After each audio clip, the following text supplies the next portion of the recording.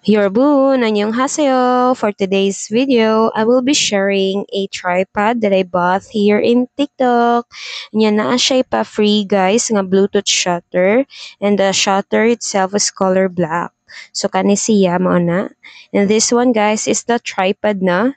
This is the new Ulanzi MT79. Unyang iyang material guys is made of aluminum plastic kay na ay part nga plastic dapit siyahang lubutan kana siya na adira ang plastic, but the tripod itself is aluminum.